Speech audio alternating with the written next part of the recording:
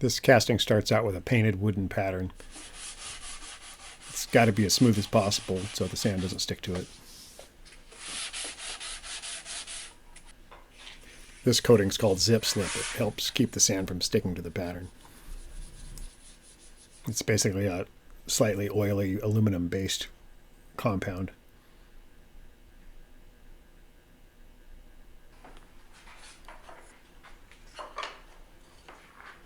This is just leveling up the pattern so it doesn't rock around when I'm filling the molds.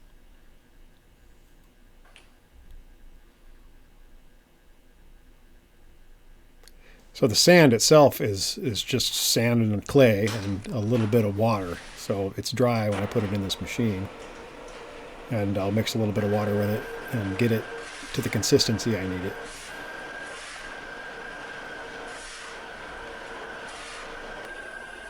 I've got to mix about 1,500 pounds of sand for this one project.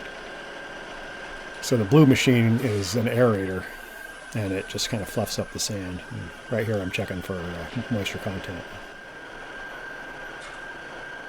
I need it to be in about, not too wet, not too dry. Otherwise, if it's too wet, then it causes problems with the casting, and if it's too dry, then it just falls apart.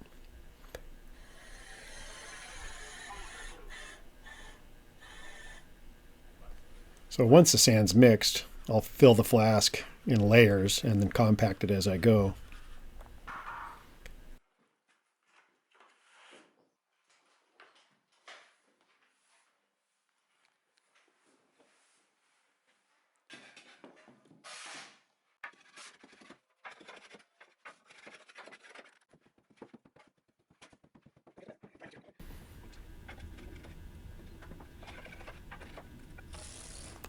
This machine I'm using is a handheld air rammer. It speeds up the process and it works really well. It gets everything compacted nicely. This is just a little bit of a time-consuming process. Just keep adding sand and keep compacting it.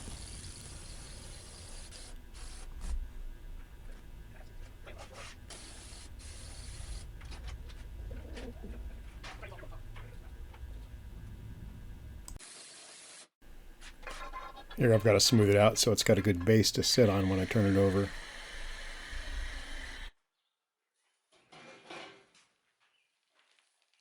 £1,000 waste, that's about as much as it likes.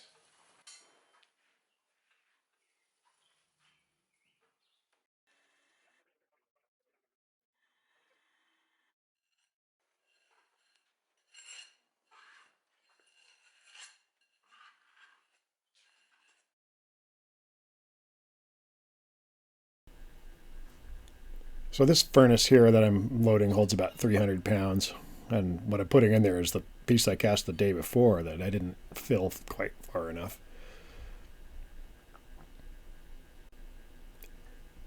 So I've got another furnace that holds 100 pounds. It's going to take both furnaces to get this thing cast. It'll be just under 400 pounds of metal melted all together. This is all 356 alloy. It'll take probably an hour and a half to get all 400 pounds melted. You just have to keep feeding the furnace until it's topped up.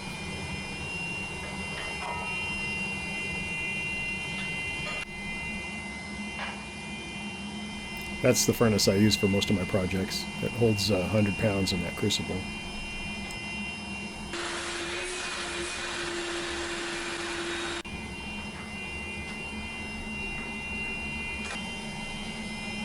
More pieces of the failed casting from the day before.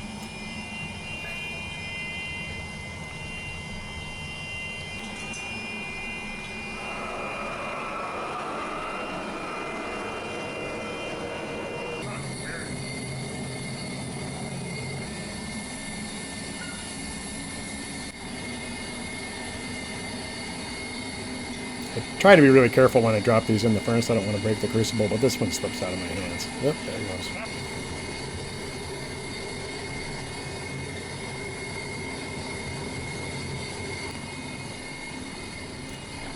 I've just got to keep loading the ingots in. It takes a lot of them. Each of those ingots are about 15 to 20 pounds.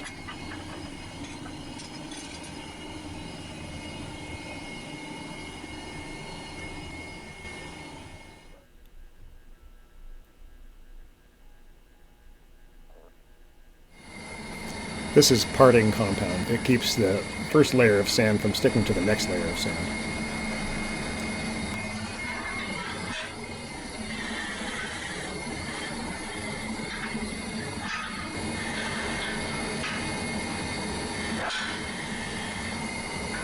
So that's the top half of the flask. That's called the cope. A little more parting compound just for good measure.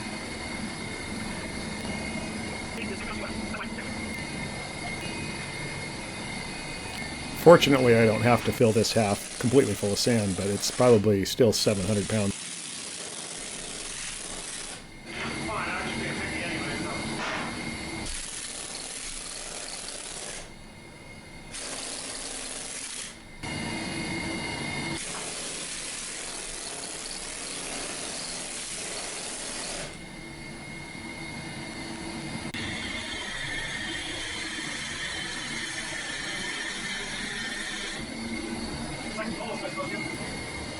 So I had to knock that pattern around pretty good with a hammer and get it to loosen up in the mold before I was even able to pull it out. It's almost stuck, but it came out. I blow all the dust off, and then this is called Top Bond B. It's a glue, basically. It glues the grains of sand together on the surface, and I'm just burning the solvent out so there's not any solvent left in it, so it sticks.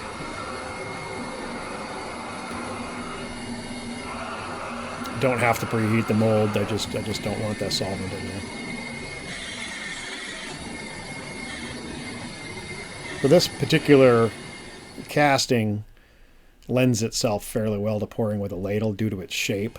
Typically, you can't pour a large casting with a ladle in an interrupted pour. Basically, stop pouring in the middle of it. But this is such a large basin that doesn't have a chance to solidify, so I can pour it with a ladle, and it will work out just fine. The shape of the casting is such that the metal starts to solidify around the edges and works its way towards those risers, the risers are an insulated sleeve, and what you don't see is there's a ceramic filter in the bottom that slows that metal down as it goes in.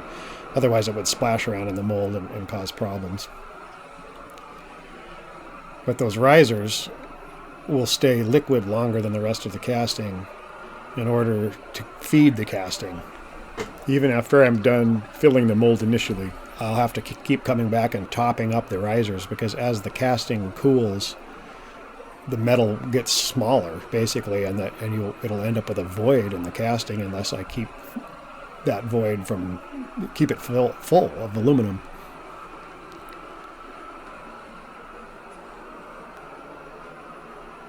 On the next furnace now. Right now I'm getting a little worried that I didn't melt enough aluminum.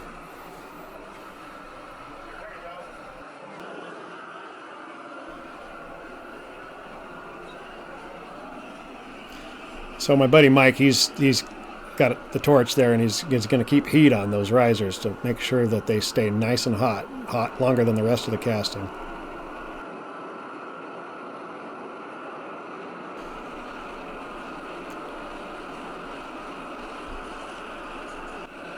So I've rigged up something to hold these torches, and they're going to be on there for about 2 hours, and I'll just have to keep coming back and filling those risers until they stop sinking in. And once they stop sinking in, that means that the casting below is solidified to the point that I don't have to worry about feeding it anymore.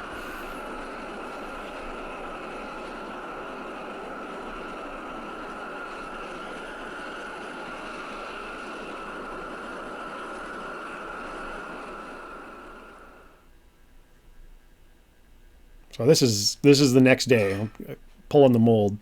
This thing's actually still hot. It's probably 300 or 400 degrees. It's that metal really holds its heat.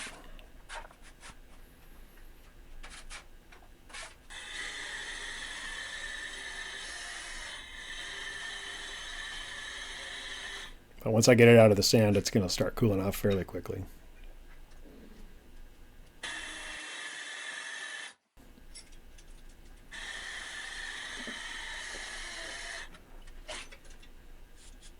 So a little wire brush just knocks the rest of the sand right off. It's pretty clean.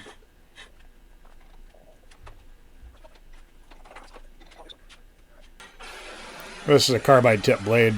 That's the best way I've come up with to get these risers off.